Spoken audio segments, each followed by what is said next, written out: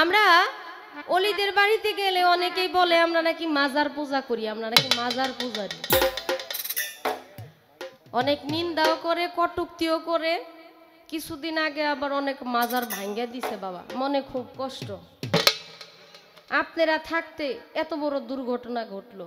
আচ্ছা, যা হয়েছে হয়েছে। আপনি পবিত্র কোরআন থেকে আমাদেরকে একটা দলিল দিয়া যাবেন যে অলিয়া উলিয়াদের দরবারে আমরা যে ভক্তি সেজদা করি এইটা কতটুকু যুক্তি। পবিত্র কোরআনে তার প্রমাণ আছে কিনা? যে মানুষ যে আমাদেরকে এত কিছু বলে, আপনি সুন্দর একটা প্রমাণ দিবেন কোরআন থেকে, যাতে আমরা এটা মানুষের সামনে বলতে পারি যে দেখেন কোরআনে এটা লেখা আছে। আপনারা যে আমাদেরকে কষ্ট দেন। যারা মাজার ভাঙছে ভাঙ্গুক, আল্লাহর ওলিরা কাউরে গালিও দেয় নাই, দিছে গালি, প্রতিবাদ করে নাই, মায়ের খাইছে, কাউরে মারে নাই। কেউ মায়ের দিতে আইলে প্রতিরোধ করছে বাঁচার জন্য, কিন্তু প্রতিশোধ নাই। আল্লাহর ওলিরা প্রতিশোধ নেয় না। যারা ভাঙে ভাঙুক, আবার গড়ে উঠবে আল্লাহর রহমতে, আল্লাহর খাস রহমতে গড়ে উঠবে।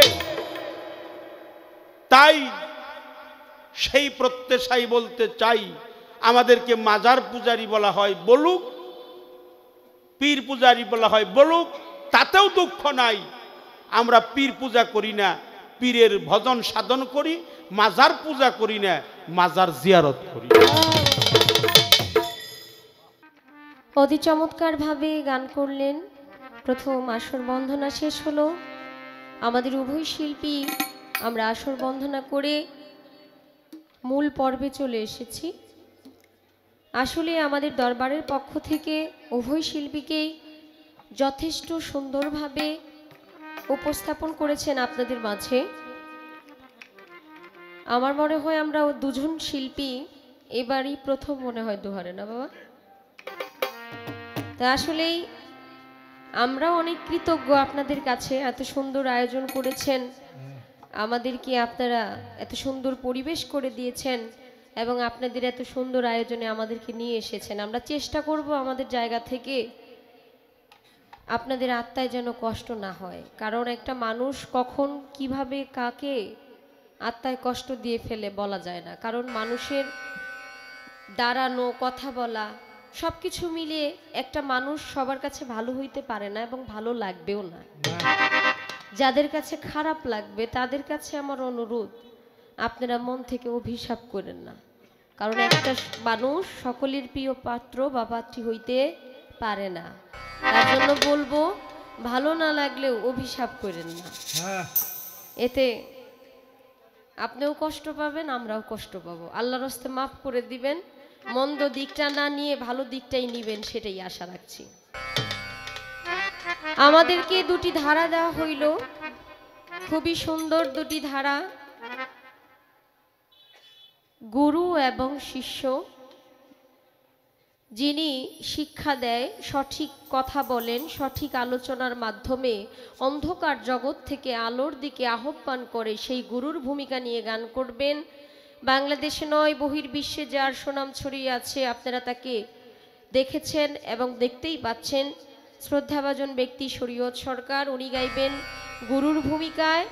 আমি খুব নাদান মানুষ, নালায়েক মানুষ, ছোট মানুষ, আমাকে দিয়েছেন শিষ্যের ভূমিকায়, যিনি খুবই কম বুঝে এবং গুরুর মুখের দিকে তাকায় থাকে যে আসলে গুরু আমাকে কি বুঝাবে। শিষ্য এমন পবিত্র হওয়া উচিত, মনটাকে শিশুর মতো করা উচিত, গুরুর অধীনস্থ হয়ে যাওয়া উচিত, যে আমার গুরু আমাকে কি বলবে, আমি আসলে কিভাবে সঠিক পথে চলব। সেই শিষ্যের ভূমিকায় আমাকে দিয়েছে। একটা কথা কি বাবা, গুরু শিষ্যের মধ্যে কোনো পালা চলে না। পাল্লার যে বিষয়টা, আমরা বাউল শিল্পী যারা আছি অসংখ্য পালা করে থাকি। আমি তো যদিও বাউল শিল্পী হইতে পারি নাই, বাউলদের নাম বিক্রি করে খাই আর কি, সত্যি কথা বললাম। এর মধ্যে অসংখ্য পালা আছে। এই পালার মধ্যে গুরু আর শিষ্য, এই যে একটা বিষয়, গুরুত্বপূর্ণ একটা জায়গা, এখানে কখনো পালা চলে না। বাবা সন্তানের কি আর তর্ক বিতর্ক হয়? এর মধ্যে অনেক মহব্বত প্রেম আছে, কিন্তু বলতে গিয়ে আমরা বলে থাকি যে এটা আসলে পালা। গুরুর সাথে শিষ্যের কিসের পালা হবে? এরপরও আমরা যেহেতু এগুলো বলতে বলতে অভ্যস্ত হয়ে গেছি, আমি বলবো আমার বাবাজিকে উনি যেন আমাকে বেয়াদবির চোখে না দেখে ভালোটাই দেখে, কারণ আমরা এখন শিষ্য হয়ে গেছি দেখা দেখি। আপনারা কি আমার কথা বুঝেন বাবা? আচ্ছা, আলহামদুলিল্লাহ। এখন কথা হলো, যিনি আমার গুরু, আজকে গুরুর ভূমিকায় কথা বলবেন, গান রাখবেন, আমাদেরকে বোঝাবেন। আমার মতো অনেক শিষ্য আছে যারা দেখা দেখি যায় দয়ালের বাড়ির বায়াত গ্রহণ করে। রহমান শাহর বাড়ি অনেক বড় মেলা হইতেছে, আসো যাই আমরা দেখে আসি গা। রহমান শাহর ছেলে গদিনশীল হইছে, তার কাছে বায়াত হবো, ওই বাড়িতে অনেক লোক যায় তাই। কিন্তু কেন আমি বায়াত হব এই বিষয়টা অনেকেই জানে না। আমি নিজেও সেই জায়গায় সঠিকভাবে বুঝি না, জানি না। আপনিও মানুষ, আমিও মানুষ, আপনারও হাত পা আছে, আমারও হাত পা আছে, এরপরও আমার গুরুর কাছে যাইতে হবে কেন? এই বিষয়গুলো আমরা শুনতে শুনতে অভ্যস্ত, কারণ এমন বড় মাপের একজন গায়কের বাড়ি আপনাদের এলাকায়, যে এলাকার মানুষ গান শুনতে শুনতেই আপনারা গান অনেক মুখস্থ করে ফেলছেন, আপনারা হয়ে গেছেন সোনার মানুষ। নতুন করে কিছু বলবো, বুঝাবো এই ক্ষমতা বাবা আমার নাই, কিন্তু যতটুকু বলবো আশা করছি সঠিকটা বলার চেষ্টা করব। এখন আমরা যে অলিদের বাড়িতে যাই, বর্তমান যে বেলায়েতের জামানা, এই জামানার মধ্যে অনেক অলিয়া উলিয়াদের দরবার আছে, অনেকেই পীর সাহেব, অনেকেই পীরগিরি করে, মানে পীর আলির যে বিষয়বস্তু, তারা অনেকেই পীর। এখন বাবা সঠিক পীর আর ভালো পীর আর খারাপ পীরের মধ্যে তো অনেক তফাৎ আছে। অনেকেই শুধু বৈশা আছে আসন নিয়ে, ভিতরে কিছু নাই। কথাটাই কষ্ট নিয়েন না, সহজ মাইন্ডে বলতেছি আর কি। এখন বাবা সহজ মানুষ চিনব কিভাবে? আল্লাহওয়ালাদেরকে চিনব কিভাবে? কারণ আমার এই চোখের মধ্যে ধুলা পড়তে পড়তে এমন পর্দা পড়ছে, কয়েকজনে যদি এটারে ছুরি দিয়া কাটে এরপরও ভালো মতো দেখা যাইব কিনা সন্দেহ আছে। এখন এটা পরিষ্কার করার জন্য তো একজন কামেল মানুষের প্রয়োজন। আমি যে তার কাছে যাব, বুঝবো সেই মানুষটা আমি কোথায় পাবো? আমি বুঝবো কিভাবে যে ওই মানুষটাই আল্লাহওয়ালা? আমার বাবাজি একজন উপস্থাপনা করতেছেন অত্যন্ত চমৎকার। উনি একদম মুরব্বী মানুষ হয়ে এত সুন্দরভাবে উপস্থাপনা করতেছে, ওনাকে আসলে ধন্যবাদ না দিয়ে পারছি না। বলতেছি একটু উপর থেকে আপনারা যদি পালাটা শুরু করেন তাইলে ভালোই হয়। আচ্ছা ঠিক আছে, আপনারা যেভাবে বলবেন সেভাবেই গাইব। গুরু তো অনেক বড় বিষয়, গুরুর প্রতি ভালোবাসা, সম্মান, শ্রদ্ধা রেখেই আমি আমার জায়গা থেকে একটি গানের মাধ্যমে আমার গুরুর প্রতি সম্মান রেখে কয়েকটা কথা জানতে চাইব। আগেই যদি বলি এইটা বলেন ওইটা বলেন, এতে আমার গুরু কষ্ট পাইতে পারে। এর জন্য সরে সরে ডাকলে হয়তো বা কষ্টটা একটু কম পাবে। তার জন্য একটা গান আগে করি, দেখা যাক কি হয়।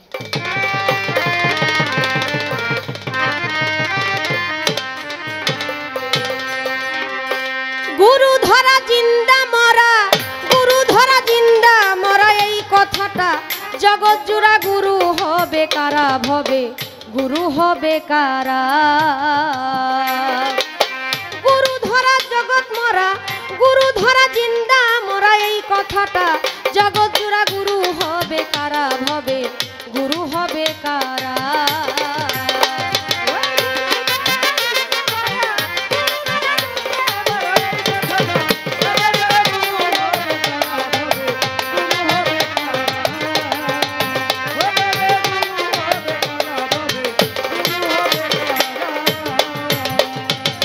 গুরুর কি গুরুত্ব আছে খুলে বলো সবার কাছে?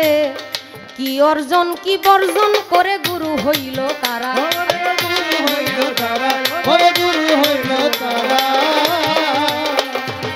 গুরুর কি গুরুত্ব আছে বাজান গো খুলে বলো সবার কাছে? কি অর্জন কি বর্জন করে গুরু হইল তারা? ওরে গুরু শব্দের অর্থ কিবা, কিবা ভেদ মাজেরা? গুরুজি ওরে গুরু শব্দের অর্থ কিবা, কিবা ভেদ মাজেরা?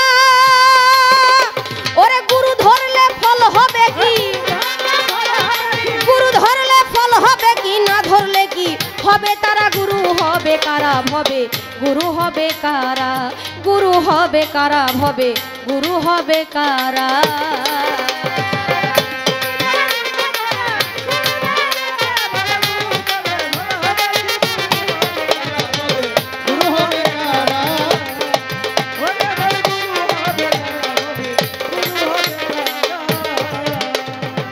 গুরু ধরিব কথা খুলে বলো তার বারতা, কি জিনিস করিলে হাসির শিষ্য হব মোরা।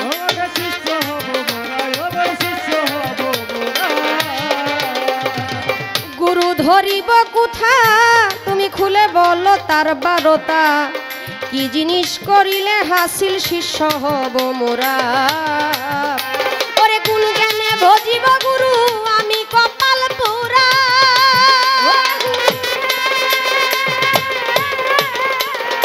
ওরে কোন গুণে ভজিব গুরু আমি কপাল পুরা।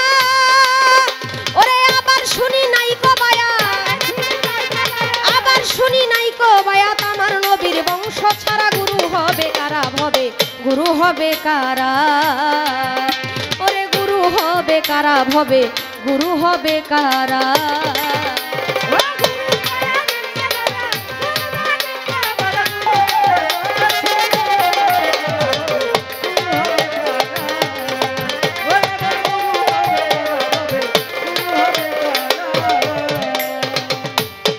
আমি যেহেতু একজন অন্ধ মানুষ, আমার চোখ দিয়ে চর্মচক্ষু দিয়ে মানুষ দেখতে পারতেছি, কিন্তু আল্লাহওয়ালা মানুষদেরকে দেখতে পারতেছি না। আমি কিভাবে চিনব যে সেই আল্লাহওয়ালা মানুষ? আমি কিভাবে বুঝবো সেই আল্লাহওয়ালা মানুষ? নবী করিম সাল্লাল্লাহু আলাইহি ওয়াসাল্লাম যাকে সৃষ্টি না করলে আল্লাহ পাক কিছুই সৃষ্টি করতেন না, তিনি বিদায় হজ শেষ করে বিদায় ভাষণের সময় গাধীরে খুম নামক স্থানে ১৬ লক্ষ সহযাত্রীর সামনে বলেছিল যে আমি তোমাদের জন্য দুটি বস্তু রেখে যাচ্ছি, একটা হলো আল কুরআন, আরেকটা হলো আহলে বায়াত। আহলে বায়াত, আহলে বায়াত, আহলে বায়াত আমার নবীর যে বংশধর আহল, তারাই হইল আহল। আহলে বায়াত নবীর বংশধরকে বুঝাইছে। নবী রেখে গেলেন তার বংশধর, তাহলে আমি যে একজনের কাছে বায়াত হব, আমি যে একজনের কাছে আমার নিজেকে আত্মসমর্পণ করব, আমি যে দয়ালের কাছে যাব আমার বিশ্বাস ভক্তি নিয়ে, আদৌ কি যিনি আমার সাথে আমার গুরু, আমি যাকে গুরু ভাবতেছি সে কি নবীর বংশধর? জানার ইচ্ছা আছে না বাবা? আমি যার কাছে বায়াত নিব, আমি যাকে দয়াল বলবো, গুরু ভাববো, সে কি নবীর বংশধর কিনা? যদি নবীর বংশধর হয়ে থাকে সেটা কিভাবেই নবীর বংশধর হইল? নবীর বংশধর হইলে তো মক্কা মদিনায় থাকার কথা থাকতো, তাহলে তো বাংলাদেশে আসার কথা ছিল না। যদি বাংলাদেশে আইসা থাকে তাহলে কোন ভাবে নবীর বংশধর হইল এটা তো একটু জানার দরকার আছে। ওলিয়া উলিয়াদেরকে দেখতে খুব সুন্দর, সুন্দর দেহের অধিকারী হয়, তাদেরকে দেখলেই একটা প্রেম জাগ্রত হয়। কিন্তু অনেকেই আছে অনেক ফর্সা, অনেক সুন্দর দেখতে, আমরা তো যেহেতু মানুষ চিনি না সঠিক মানুষ, তা করে দেখলেই তো আমরা পীর মনে করি, কিন্তু আলাদা একটা কিছু থাকে যেই হাকিকতটা আমরা জানি না। ওই হাকিকতটা হাসিল আমরা করব কিভাবে, আমি বুঝবো কিভাবে যে ওনার ভিতরে ওই জিনিসটা আছে? আপনি সহজ করে বলে দিলে আমাদের চিনতে সুবিধা হবে। এখানে অনেকে আছে যারা বায়াত নেয় নাই, আমি চাইবো আমার গুরুজি আমাদেরকে এমন ভাবে বোঝাবে যাতে করে আজকের এই বাউল গান শুনে ২-৪ জন মানুষ তরিকার পথে চলে আসে, ২-৪ জন মানুষ তরিকার মধ্যে আসে, আহলে বায়াতকে বিশ্বাস করে এবং আহলে বায়াতের প্রতি বিশ্বাস ভালোবাসা রেখেই সে যেন তরিকা গ্রহণ করে। আপনি যদি সুন্দর করে বুঝায় দেন তাহলে আশা করি আমরা এই জিনিসগুলো বুঝতে পারবো। গুরু হলো কোন বাজাতে, বাজান খুলে বলো কুরআন মতে, ওরে কি বলতেছে বর্তমানে ওলি আল্লাহ যারা,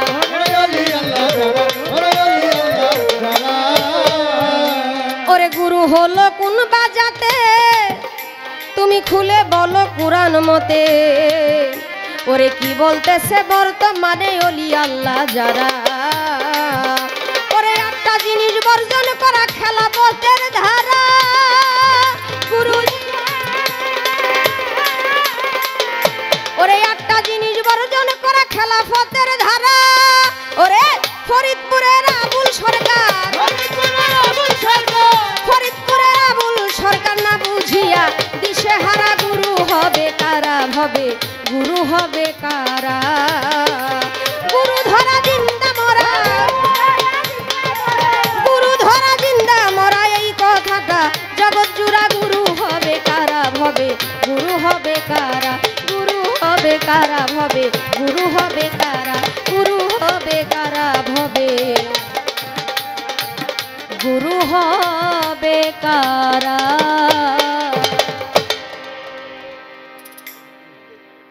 ছোট্ট করে একটি গান রাখলাম যাতে সহজভাবে আমরা বুঝতে পারি যে আসলে গুরুর কাছে আমাদের কেন যাইতে হবে।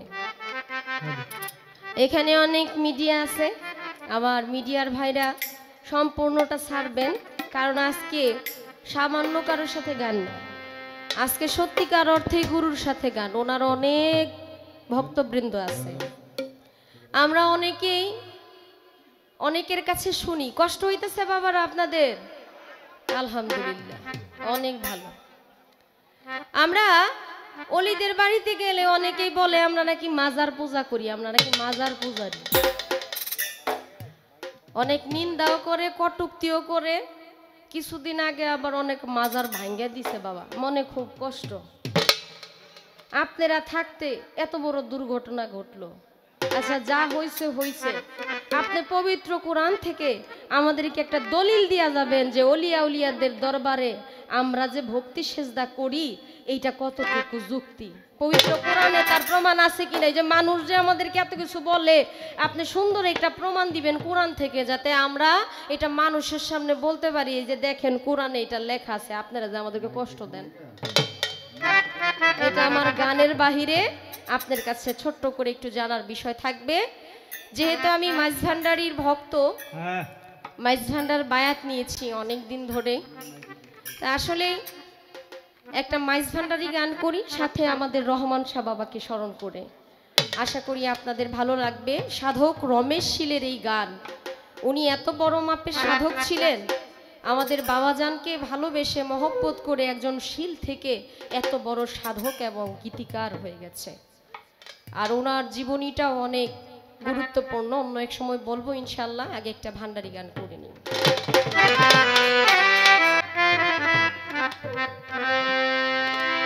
কত খেলা জানো বাবা, কত খেলা জানো, কত খেলা জানো ভান্ডারি, কত খেলা জানো। গলে দিয়া প্রেম রশি, গলে দিয়া প্রেম রশি, আস্তে ধীরে টানো রে রঙ্গিলা ভান্ডারি মৌলা রে, রঙ্গিলা রহমান শাহ বাবা রে। কত খেলা জানো বাবা, কত খেলা জানো, কত খেলা জানো ভান্ডারি, কত খেলা জানো। গলে দিয়া প্রেম রশি, গলে দিয়া প্রেম রশি, আস্তে আস্তে টানো রে রঙ্গিলা ভান্ডারি মৌলা রে, রঙ্গিলা রহমান শাহ বাবা রে। কত খেলা জানো রে বাবা, কত খেলা জানো, কত খেলা জানো রে বাবা, কত খেলা জানো। ওরে গলে দিয়া প্রেম রশি, গলে দিয়া প্রেম রশি, আস্তে ধীরে টানো রে রঙ্গিলা ভান্ডারি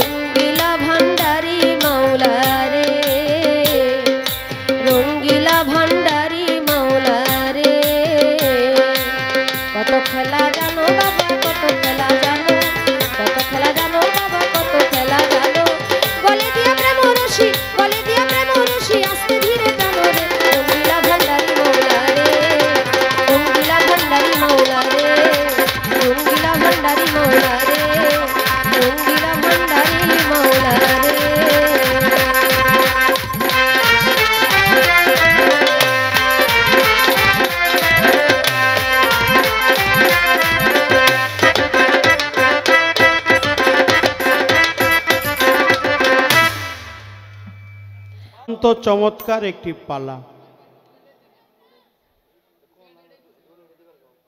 পালা চলবে সবাকারে। আজকের পালা হলো গুরু শিষ্য। শিষ্য গুরু। শিষ্যের ভূমিকা যার উপরে ন্যস্ত করা হলো তিনি খাদিজা মাঝ ভান্ডারী। কত খেলা জানো রে মাওলা, কত খেলা জানো, কত খেলা জানো। গলায় দিয়ে প্রেম রশি, গলায় দিয়ে প্রেম রশি, আস্তে ধীরে টানরে। রঙ্গিলা ভান্ডারী, রঙ্গিলা ভান্ডারী মাওলা রে। এই গানটা সে করছে অনেক ভালো। এটা তার দয়ালের দরবারি গান, এটা ভান্ডারী শান। রমেশচন্দ্র শীলের এই গানটা অনেক জনপ্রিয়তা, অনেক ভালো। তার আগে আমাকে গুরুর দায়িত্ব যেহেতু দিয়েছে, আমাকে বলছে যে আমরা যে মাজারে যাই, পীর মুর্শিদ অলির দরবারে সেজদা করি, এটা নিয়ে কিছু কিছু মানুষ সমালোচনা করে, কটূক্তি করে, আমাদেরকে বলে মাজার পূজারী। আমরা নাকি পীর পূজারী, মাজার পূজারী। মাজার পূজারী যারা কয়, আপনারা তাদেরকে কিছু বলতে পারেন না।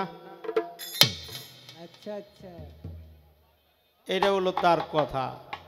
আমরা যে দয়ালের দরবারে ভক্তি সেজদা করি, এটা যদি একটা কোরআন থেকে ফায়সালা আপনি দেন, তাহলে তো আমরা তাদের কাছে এই কথাগুলো বলতে পারি যে এটা তো আমরা করি, এর প্রমাণও আছে।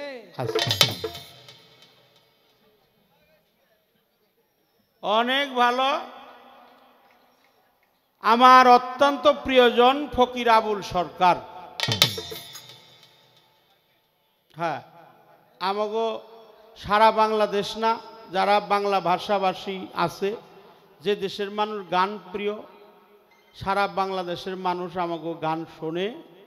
আমরা মামু ভাগ্নে দুজনে গান গাই। এই দোহারেও গান আছে, এই 28 তারিখ নাকি কবে জানি, তার সাথে আমার সাথে গান আছে। ইসলামনগর এইখানে আছে না, ওখানেও, হ্যাঁ ইসলামপুর, হ্যাঁ ওখানে আছে। তারই লেখা একটা গান, গুরু ধরা জিন্দা মরা, এই কথাটি জগৎ জুড়া, গুরু হবে কারা। গুরু শব্দের অর্থ কি, গুরু কোন জাতে। তুমি যদি গাইছো এই গানটা, তোমারে কিছু কমু না, হে যদি আমার সামনে গাইতো তাহলে কিছু কইতাম, বাড়ি যাবার দিতাম না, হ্যাঁ রে কিছু কইতাম। তুমি যখন গাইছো, একজনের গান আর একজনে শিখে গাইতেই পারে, গাইতে পারে। গুরু শব্দের অর্থ কি, আর কি অর্জন করলে গুরু হয়, আর কি অর্জন করলে শিষ্য হয়। গুরু হলো কোন বা জাতে, গুরুর জাত কি এটাও আপনার বলতে হবে। আর গুরু ধরা জিন্দা মরা, এই কথাটি জগৎ জোড়া, গুরু হবে কারা, গুরু হবে কারা, গুরুর কি গুরুত্ব আছে, ভেঙে বলো আমার কাছে। কি বলেছে বর্তমানে ওলিয়া উলিয়া যারা, নবীর বংশ ছাড়া মুরিদ হওয়া যায় না। কিছু চেহারা আছে কালো, কিছু আছে ফর্সা, আবার কিছু চেহারা দেখলেই অন্তরে অনেক শান্তি লাগে, ভালো লাগে। তাহলে আমরা বুঝবো কেমনে উনি যে নবীর বংশধর। প্রশ্ন অনেক ভালো, জবাবদিহিতা করার চেষ্টা করব। অনেক কথা বলতে হবে, ত্রুটি বিচ্ছুতি হলে ক্ষমা করে দিবেন, কারণ যিনি কথা বলে তারই ভুল হয়। যার যে কথা বলে না তার কোনো দিন ভুল হয় না। তাই তাই তাই, হ্যাঁ। গুরু এটা দুইটা ভাগে ভাগ। আমার কথাগুলো একটু কান দিয়া শুইলো। কান দিয়া মন দিয়া ভালো করে শুনবা, যা তোমার ভবিষ্যতের পাতি হবে। গু রু, গুড়তে হলো অন্ধকার, রুতে হলো আলো কিংবা রোশনাই। যিনি দেহের অন্ধকার কেটে আলোর জগতে পৌঁছিয়ে দিবে তিনি হলো গুরু। হেরা আবার কোনো জাত টাত নাগে না, হিন্দু হোক, মুসলিম হোক, বৌদ্ধ হোক, খ্রিস্টান হোক, সৈয়দ হোক, মুঘল হোক, খান হোক, পাঠান হোক, কায়েস্ত হোক, একজন মানুষের কাছে যিনি মানুষের মতো মানুষ হয়ে গেছে তার কাছে কোনো জাতের ভেদাভেদ নাই। খারাপ বলছি না, ভালো ভালো। আমরা জয়গুরু জয়গুরু কইলেই কই আমরা নাকি হিন্দু হয়ে গেছি। এই জন্য দুটি সাবজেক্টে তোমাকে বোঝানো হলো, দেহের কিছু অবৈধ অস্ত্র আছে, এগুলা তোমার পীরের কাছে জমা দাও না। কাম, ক্রোধ, লোভ, লালসা, মোহ, মায়া, মদ, মাৎসর্য, এই যেগুলা ত্যাগ করলে তুমি শিষ্যের দরজায় পা রাখতে পারবা। কি বর্জন করলে তোমার শিষ্য হতে হবে, হইতে পারবা? তোমার মধ্যে জাতি বিদ্বেষ, হিংসা, নিন্দা, মিথ্যা, অহংকার, ভয়, অষ্টপাশে মুক্তি পাইলে খাঁটি মানুষ তারে কয়। কথা কি বোঝা যায়?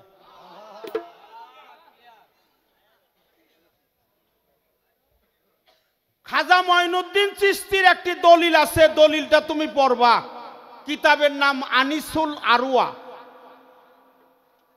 সেই কিতাবে লেখছে আল্লাহর ওলি, যারা আল্লাহর বন্ধু, তারা হলো খোদার জাত। তাই তাই। এখন মামলা যদি করতে হয় তার নামে তাহলে ওই কিতাবের বিরুদ্ধে করবে। আছে কিছু লোক, আমাদের দেশে কিছু লোক আছে লেখবার না পারলেও মুছবার পারে। মুসার বেলায় খুব ওস্তাদ। আনিসুল আরওয়া কিতাবে খাজা মঈনুদ্দিন চিশতি বলছে, মুর্শিদ যিনি হয় তিনি জাতে খুদা হয়। আর আমাদের ইমাম আবু হানিফা রহমাতুল্লিল আলাই বলছে, তুমি অলিদের দরবারে যাবে, অলি আল্লাহ, আল্লাহর বন্ধু, শায়েখ, পীর, মুর্শিদ, নায়েব রসুল, তাদের দরবারে যখন যাবে, তাদের দরবারে যাইতে যাইতে আসা যাওয়া করতে করতে ওই অলিদের বাতাস যখন তোমার গায়ে লাগবে তখন তোমার তকদির পরিবর্তন হবে। কেন হবে? অলিরা হলো আল্লাহর বন্ধু, যে আল্লাহর বন্ধুর কাছে যায় তার কোনো ভয় থাকতে পারে না।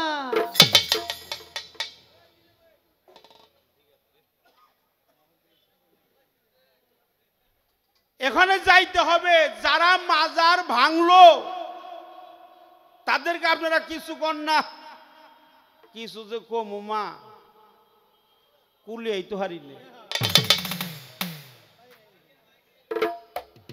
কি কমু, কুলিয়াই হারিলে। এই জন্য জাগো যে অলিদের মাজার ভাঙছে, 5 লক্ষ টাকা দিয়ে একটা মাজার বানাইছিল, এখন বাজেট হয়েছে 2 কোটি টাকা। 2 কোটি টাকা দেহগা ঠকা কার হয়েছে। আমাদের ফসি বাবার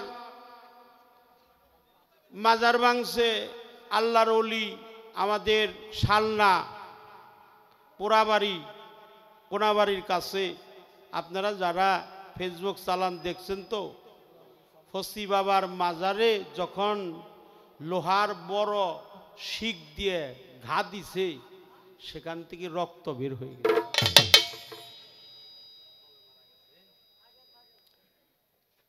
একটা মাজার, বুসাই পাগলার মাজার, সেদিনকে আমি গান করেছি মানিকগঞ্জ গান কইরা যাওয়ার পথে ওই গান করবার গেছি হোমনা কুমিল্লা, ছোট আবুল বাবাজির সাথে গান ছিল।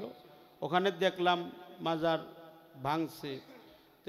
যে মাজারটা ভাঙতে ভেকু নিয়েছিল, সেই ভেকুটা নষ্ট হয়ে গেছে।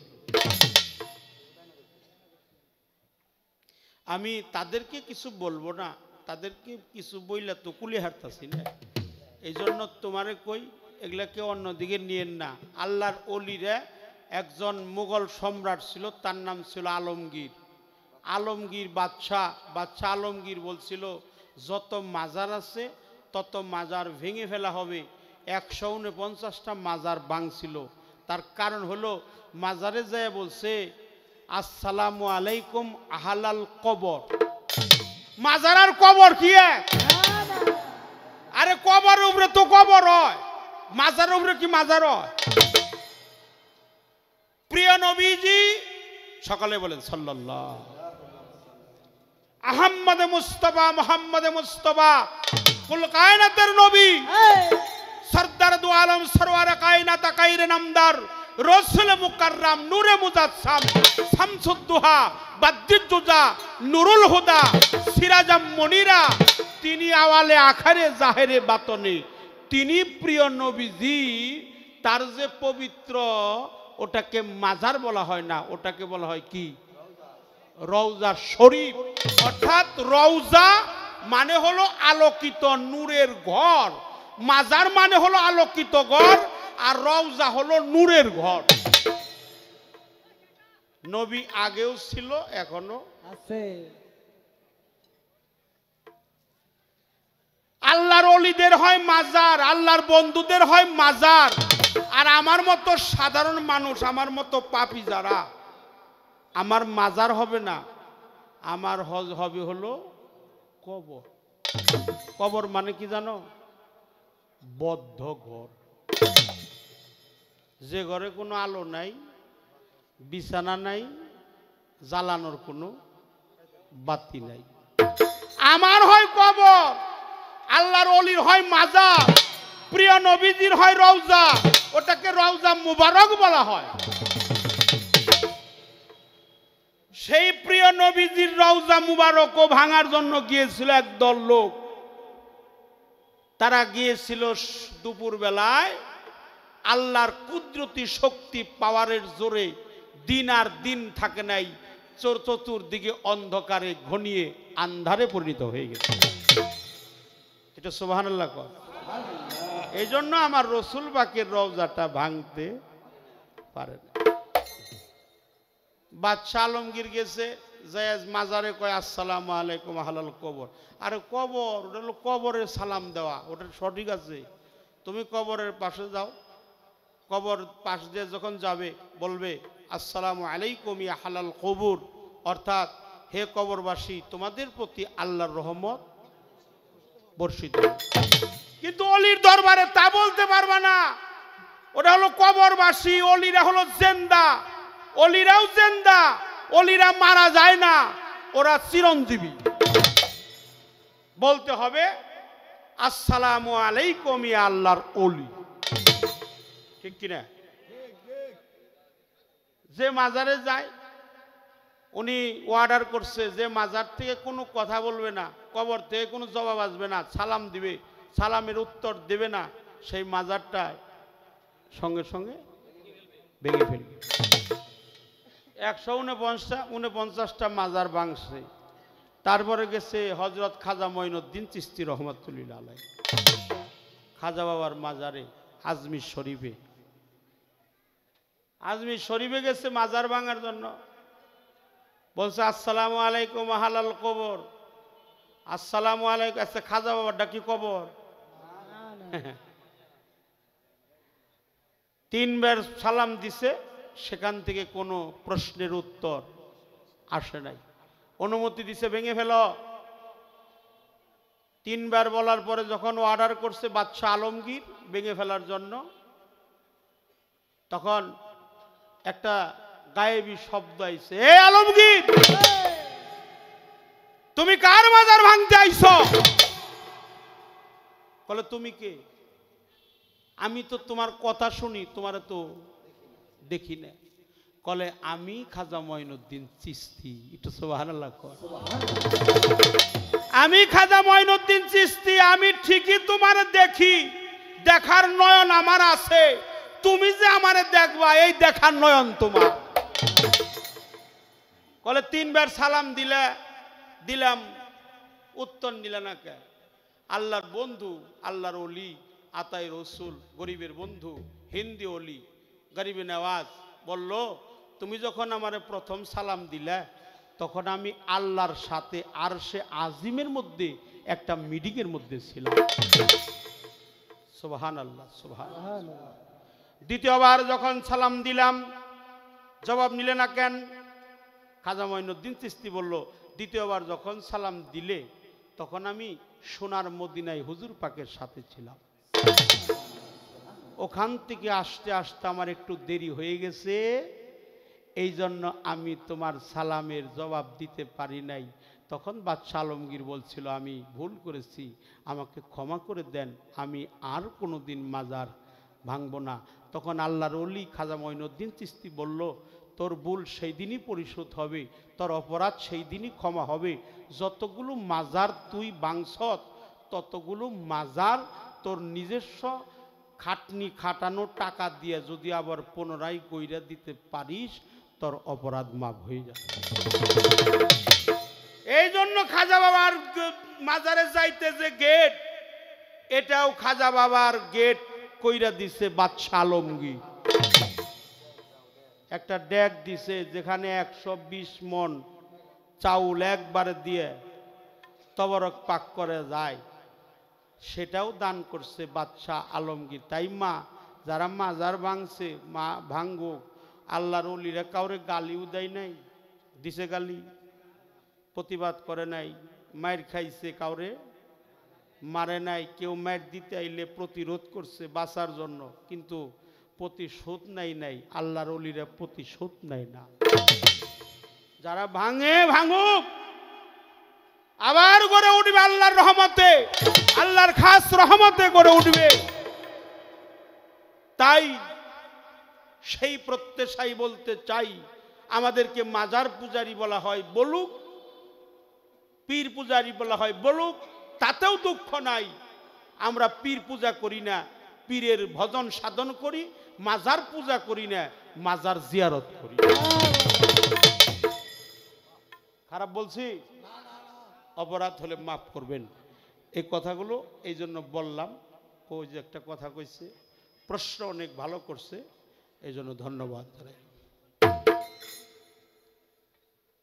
4টি কারণে মুরিদ হইতে হয়, আল্লাহকে চেনার জন্য না।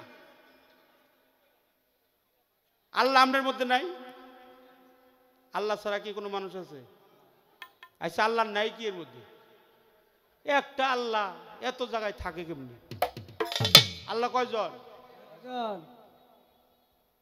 তিনি অসীম, অনাদি, অনন্ত, তিনি চিরঞ্জীবী, তিনি মহান। রাসূল পাক তার বন্ধু, প্রিয় নবীজি, নূর নবী, মায়ার নবী, প্রেমের নবী, তিনি এক, তিনি রহমানের রাহিম, তার বন্ধু হলো রাহমাতাল লিল। সকালে বলেন সাল্লাল্লাহু। আল্লাহ, এই দোহারের মাটিতে তোমার বন্ধুর নাম নেওয়ার খাতিরে যারা সম্মান করে, তাদের জীবনের সমস্ত গুনাহ খাতা তুমি মাফ করে দিও। এই জন্য মা, তোমাকে বললাম, উদ্দেশ্য তুমি প্রশ্ন করছো তো, এই জন্য কথাটা বললাম। এই দেশের কিছু মানুষ আমার নামে মামলা করছিল, আপনারা জানেন, সেটা সেই এই গান বাজনার উপরেই। তাই মা, আমরা সেজদা দেওয়ার দলিল দিলেও তারা বলবো যে ওরা বাউল, ওরা লেহাপড়া কি করছে।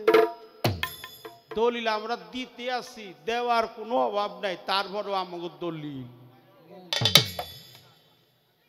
কোরআন থেকেই দিমু, তারপরে কব যে হ্যাঁ ওরা বয়াতি মানুষ কি ওরা খায় কিছু কি জায়গায় জায়গায় ঘুরে, হ্যাঁ করে না গোসল করে না অজু,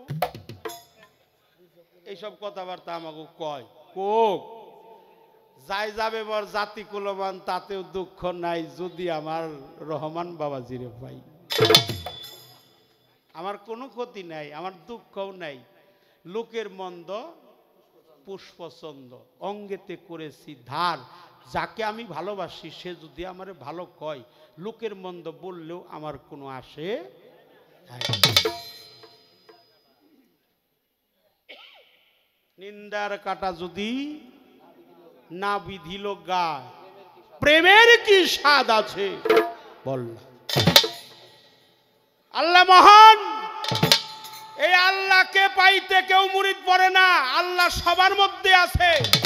কুলবিল মুমিনিন আরশে আল্লাহ, আল্লাহ সবার মধ্যে বিরাজিত। আলা কুল্লে শাইন কাদির, আলা কুল্লে শাইন মহিত, সর্বগটে আছে খোদা, কোনো গট নাই খালি, কোনো গটে প্রস্ফুটিত, কোনো ঘটে চাপা কুল।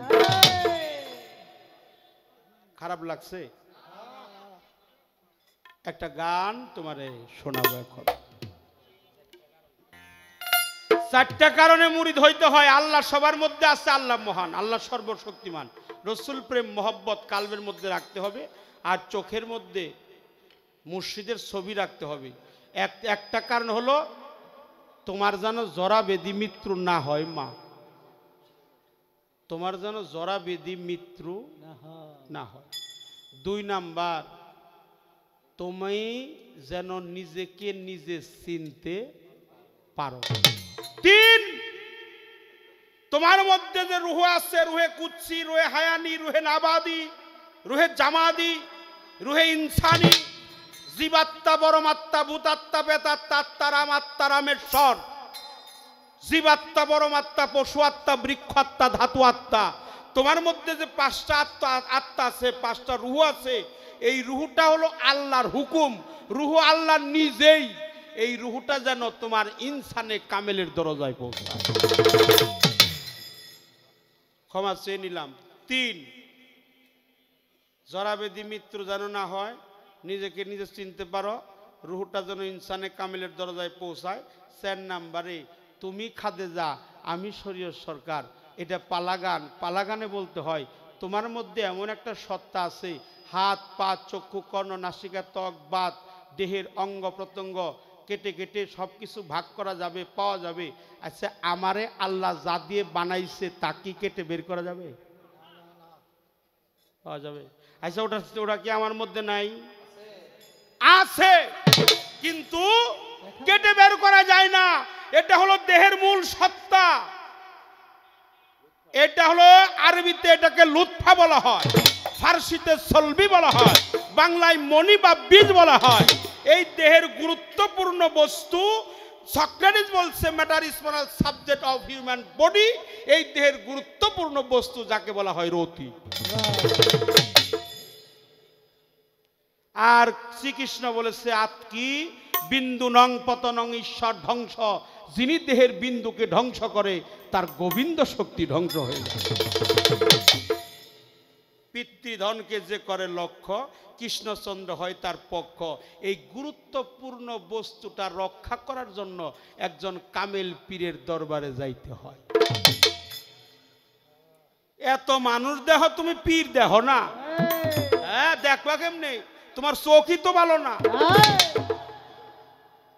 আমি একজন বয়সী মানুষ, এই জয়পাড়া স্ট্যান্ডে, না ওটা কি কোন পাড়া, জয়পাড়া স্ট্যান্ডে সকালবেলা শ্রীনগর গান গায়ে ওখানে নাস্তা করার বলছি।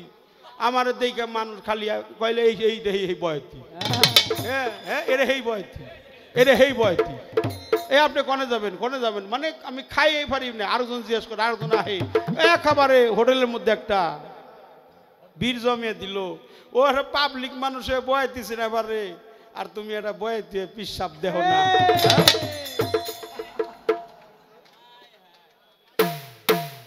বলে চিনবো কেমন করে? এখনো চিনো নাই?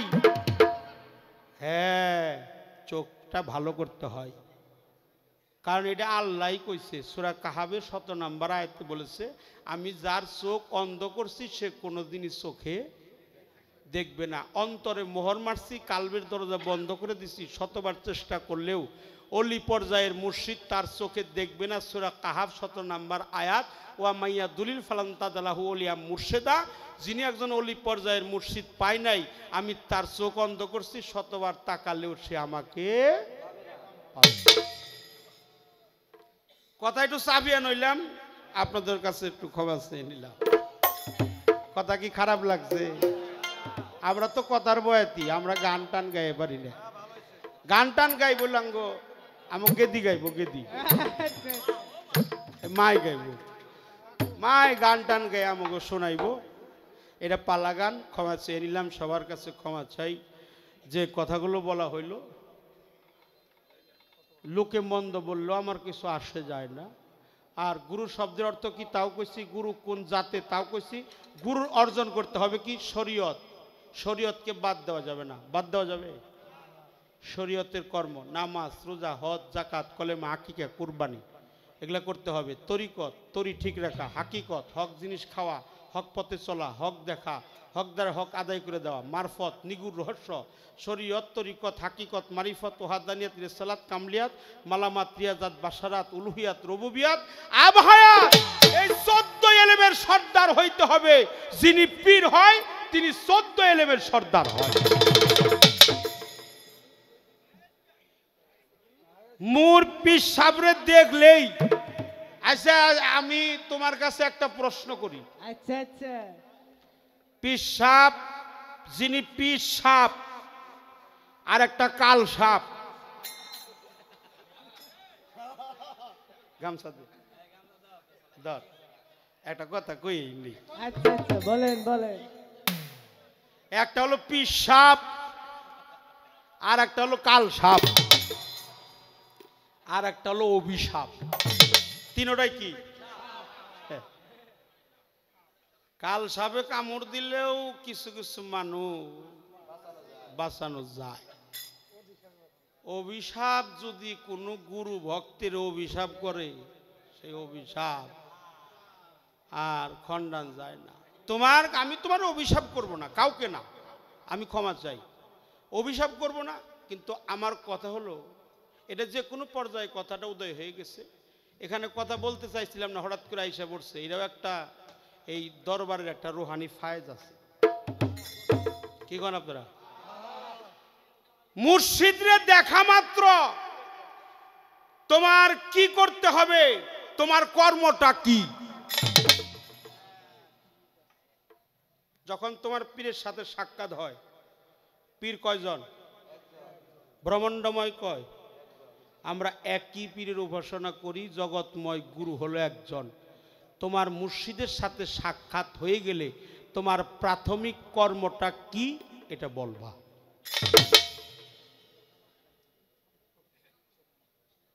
এটা বলবা। আলোচনা অনেক করলাম, একটা গান আমার মনের থেকে গাবো।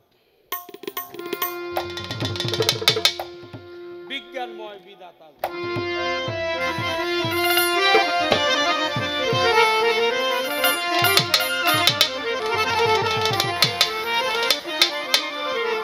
আরে সেজদার মালিক হলো আল্লাহ। সেজদার মালিক কে? আল্লাহ। এই কথা সেজদার দলিল দেব। সেজদার দলিল হলো 5টা। একটা ছাত্র তার মাস্টারকে তাজিম করতে পারবে, তাজিমি সেজদা করতে পারবে। একজন নারী তার স্বামীকে, একজন শিষ্য তার গুরুকে, একজন সন্তান তার মা এবং বাবাকে। তাজিম সেজদার মালিক হলো পৃথিবীতে একমাত্র আল্লাহ। তুমি যে সেজদা করো, এটাকে সেজদা বলা হয় না, এটাকে বলা হয় তাজিম, এটাকে বলা হয় কদম বুঝ। আচ্ছা, সেজদা দিয়ে মাথা নুয়াইলেই যদি খালি সেজদা হইতো, যারা ধান কাটে, পাট কাটে, তারপর ধান গাড়ে, আলি গাড়ে, হ্যাঁ কি সেজদা কম হইতো? সারা দিন পুরো খালি সেজদাই দিন। দিনদার পরহেজগার আউলিয়া একরাম মুস্তাকি গু কদম মুসিকর আলা মুস্তাহাব দেওবন্দের প্রধান মাহমুদুল হাসান দেওবন্দি তার ফাতোয়া কিতাবের মধ্যে লেখছে 5টি তাজিমি কদম্বুজ জায়েজ। সন্তান করবে মা বাবাকে, ছাত্র করবে মাস্টারকে, গোলাম করবে মনিবকে, একজন শিষ্য করবে তার গুরুকে। এটা আল্লাহর কোরআন, পবিত্র কোরআন, মহা পবিত্র কোরআন, পবিত্র কোরআনের সূরা ইউসুফ 100 নম্বর আয়াত কয়ে দিলাম, ভালো করে খুঁজে বাই করে নিও। একটা গান আমার গাইতে হবে, আমার কথা একটু বেশি হয়ে গেলে আপনারা মাফ করে দিন।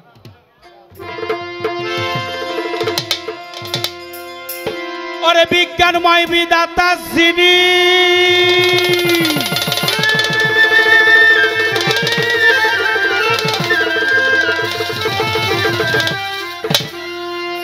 বিজ্ঞানময় বিধাতা যিনি, ওরে আত্মা রূপে আছেন তিনি,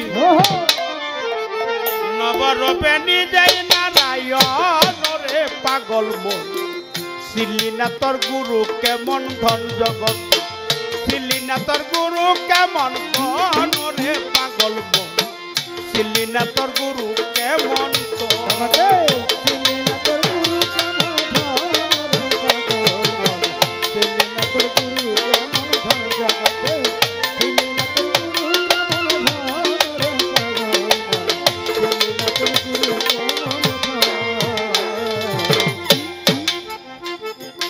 অনন্ত আদি বিধাতা, ভালো মন্দের নির্দেশ দাতা, রসুল রূপে করলো আগমন জগতে।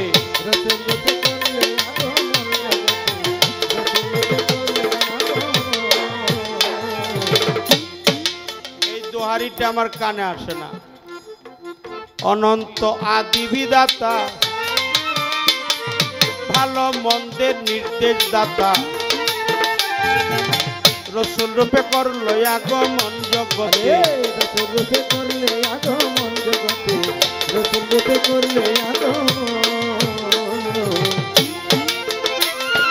রবুবিয়া সঙ্গে লইয়া,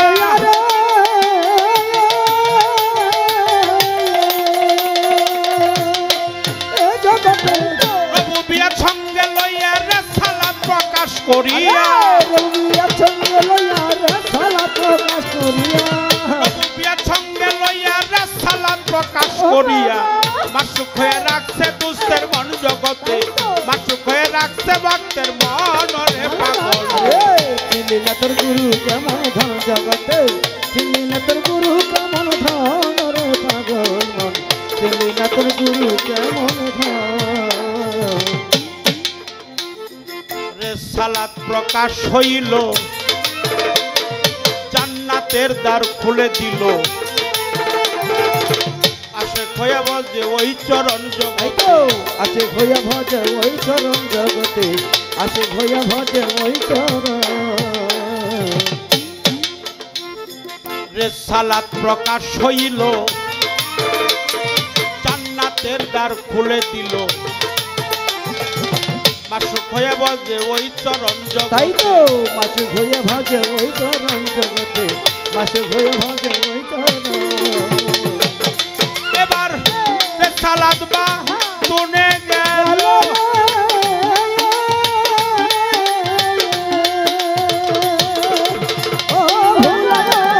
রে সালাত বা তুনে গেল, মাওলাইয়া সারি হইল, রে সালাত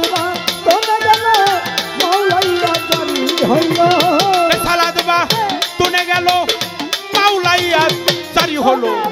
মানুষ গুরু আলীর আগমন জগতে, মানুষ গুরু আলীর আগমন। রে পাগল চিনলি না তোর গুরু কেমন ধন জগতে, চিনলি না তোর গুরু কেমন ধন।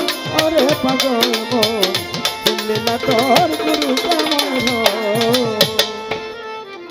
এই তিন দ্বারা প্রাপ্তি যারা, আল্লাহ নবী আলী তারা, মুর্শিদ হলো তাদেরই একজন জগতে। মুর্শিদ হলো তাদেরই একজন জগতে, মুর্শিদ হলো তাদেরই একজন। এই তিন দ্বারা প্রাপ্তি যারা, তারা মুর্শিদ হলো তাদেরই একজন জগৎ আরে মুর্শিদ হলো তাদেরই একজন জগতে মুর্শিদ হলো তাদেরই একজন তৌহিদেরই তার খুলিয়া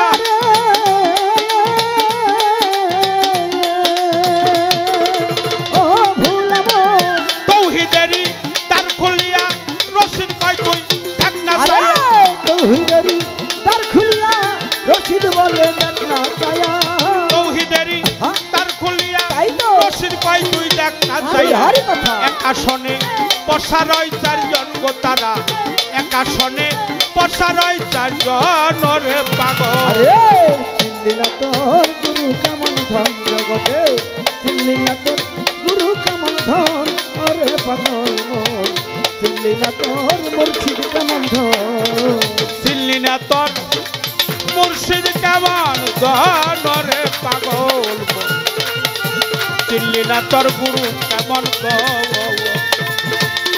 চিনলি না তোর গুরু কেমন ধন রে পাগল চিনলি না তোর মুর্শিদ কেমন তো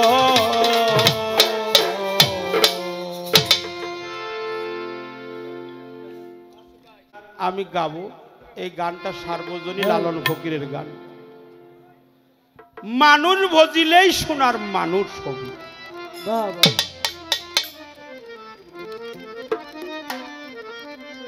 মানুষ ছাড়া খেয়ে পারে তুই মূল হারাবি আরে মানুষ ছাড়া খেপারে তুই মূল হারাবি মানুষ ছাড়া খেয়ে পারে তুই মূল হারাবি মানুষ বুঝলে শোনার মানুষ হবি রে মন মুর্শিদ বুঝিলেই শোনার মানুষ হবি আরে মানুষ ছাড়া খেপারে তুই মূল হারাবি মানুষ ছাড়া খেপারে তুই মূল হারাবি মানুষ হইলে সোনার মানুষ হবি একজন রহমান হইলে সোনার মানুষ হবি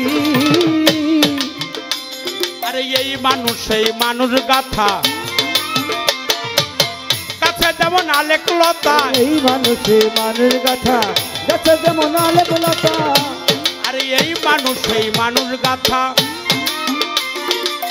কাছে যেমন আলেক লতা জেনে শুনে নুয়াহ মাতা যাতে তোর আরে জেনে শুনে নুয়াহ মাথা যাতে ধরবি জেনে শুনে নুয়াহ মাতা যাতে তোরবি মুর্শিদ বজিলে শোনা মানুষ হবি রে মন মানুষ বজিলে শোনা মানুষ হবি আরে মানুষ ছাড়া খেপারে তুই মূল হারাবি মানুষ ছাড়া খেপারে তুই মূল হারাবি মানুষ হইলে সোনার মানুষ হবি একজন মুর্শিদ হইলে সোনার মানুষ হবি $2 মিনালে সোনার মানুষ উজলে $2 বিহীনালে সোনার মানুষ উজলে আরে $2 মিনালে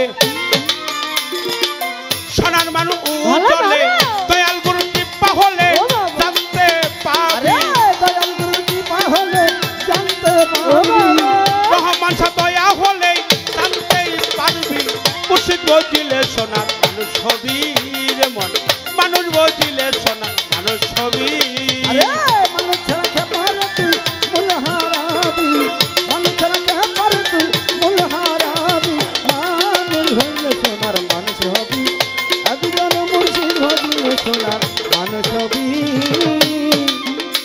আরে মানুষ সারা মন রে আমার সামনে দেখবি আরে অন্ধকার মানুষ ছাড়া মনে রে আমার সামনে দেখবি অন্ধকার আরে মানুষ সারা মন রে আমার সামনে দেখবি অন্ধকার লালন বলে মানুষ আকার ভজলেই তরবি লালন বলে মানুষ আকার হইলেই তোরবি লালন বলে মানুষ আকার ভজলেই তরবি মুর্শিদ বজিলে সোনার মানুষ ছবি রে মন মানুষ ভজিলেই সোনার মানুষ ছবি আরে মানুষ ছাড়া খেপারে তুই মূল হারাবি মানুষ ছাড়া খেপারে তুই মূল হারাবি মানুষ হইলে সোনার মানুষ হবি একজন মুর্শিদ হইলে সোনার মানুষ হবি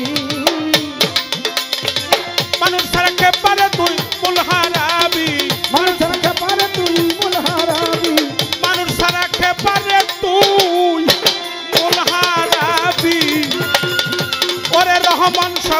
সোনার মানুষ ছবি, সুরের ছড়ি বদলে সোনার মানুষ ছবি, ভান্ডারি বদলে সোনার মানুষ ছবি, কৈরাবরী বদলেই সোনার মানুষ ছবি, রশিদ চান বদলে সোনার মানুষ ছবি।